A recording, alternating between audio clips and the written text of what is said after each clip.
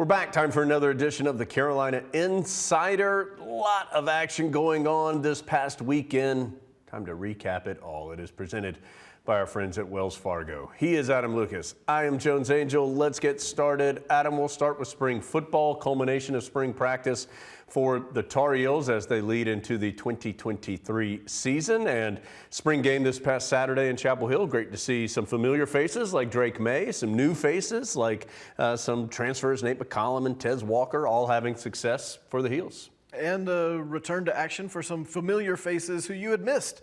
British Brooks on the offensive side, 𝗪𝗏𝗏 on the defensive side. Again, as we've said, you always come out of the spring game feeling good. It felt like Drake May's got some capable weapons to throw the ball to. Felt like the Tar Heel defense a little more stout.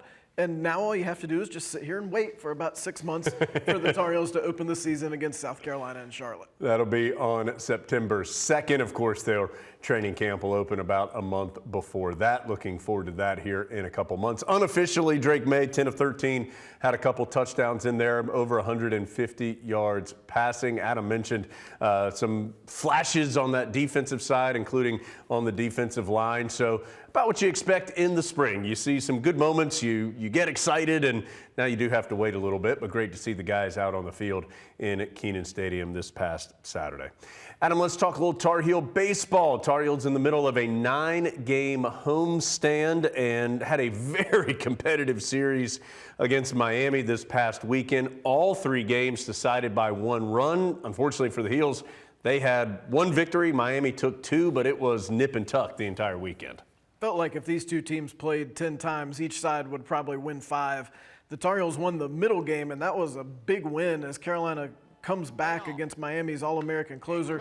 Casey Cook hits a game-tying home run in the 10th, and then Hunter Stokely hits the game-winning home run walk-off in the 11th. So Tar Heels had a lot of momentum going into the series finale, which was right after that game was played, but just couldn't quite get it done.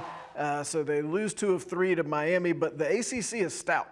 And Carolina's in the middle of a 9-game homestand. They'll host Charlotte on Tuesday, and then another really good team, Boston College, coming to 𝗪𝗏𝗼 Stadium. So you've got plenty of chances in the ACC to get quality wins, and Carolina needs to start getting some of those as we get towards the time when people are thinking about NCAA regionals. Charlotte coming off a weekend sweep against Rice as they come to 𝗪𝗏𝗼 Stadium later today. And then Adam mentioned BC after that. Carolina, even with the 1-2 weekend, still just a game and a half behind Virginia in the Coastal Division. Carolina in second place currently in the Coastal, 24-12 overall, 9-7 in ACC action. Just one quick note on that Game 2 win.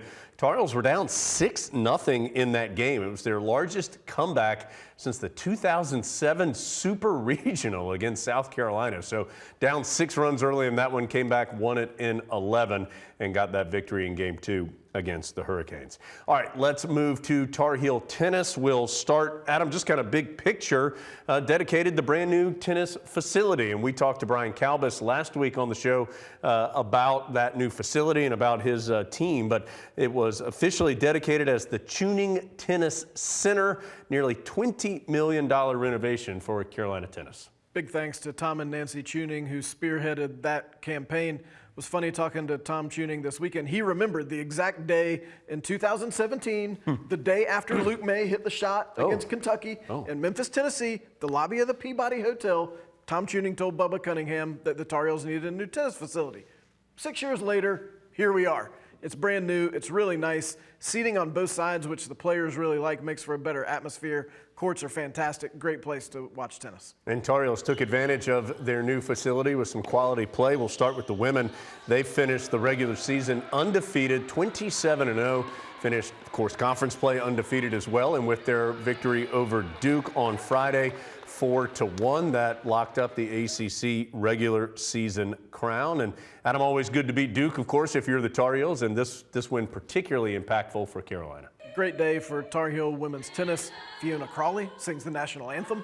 That was her senior day gift to Sophia Patel, who then played doubles on her senior day. Tar Heels win the doubles point and then get big wins at singles, including Reese Brantmeyer. Annika Jarlingata continues to have a really good year.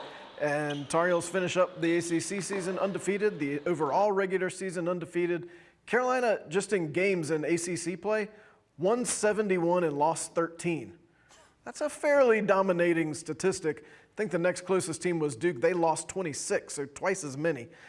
So Tar Heels in really good shape, as you would expect, going into the ACC championships in Cary starting on Wednesday.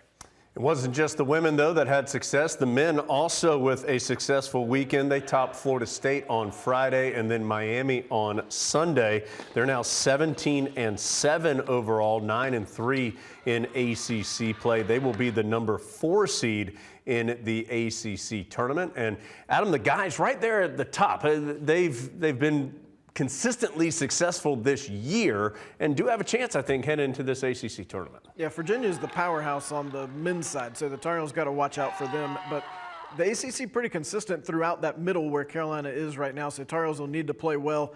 Got a good win this weekend from Ryan Segerman coming back from a set down. Need to play like that as they move into ACC championships. Let's talk a little softball. Tar Heels starting to accrue some wins here late in the year. Took the series from Syracuse this past weekend. 𝗖𝗿𝗍𝗶𝗍𝗍 on the mound for the Tar Heels got the wins in games 1 and 3. That was a 2-hit shutout on Sunday. No walks, 5 strikeouts for Backus. Tar Heels currently in 8th place in the ACC. 8-9 overall in conference action. They host Campbell in the midweek. That's on Wednesday, and then head to Raleigh to see NC State for a 3-game series coming up this weekend. And Adam, that leads us to the lacrosses, who unfortunately and unusually had a difficult weekend.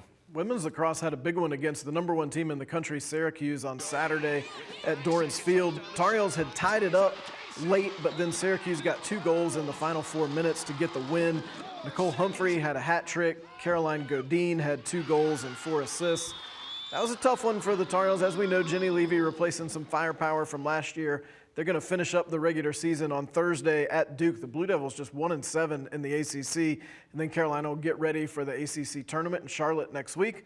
Tar Heels currently in 3rd in the league. Meanwhile, the men fell as well to Syracuse. Guys now 7-5 overall, 1-3 in conference action. They gave up a goal with just 12 seconds left to fall 15-14, and doesn't get much easier. They travel to Notre Dame, who's number 1 in the country, on Saturday coming up at noon. Right now, Tar Heels currently tied with Syracuse in the ACC for 4th place in the conference. And Adam will finish up with some men's golf. Really good field that the Tar Heels competed against in Phoenix in the Thunderbird Collegiate this past weekend, and Carolina finishes in 3rd place. Andrew DiBattista was really excited about this tournament. He felt like it was really good competition.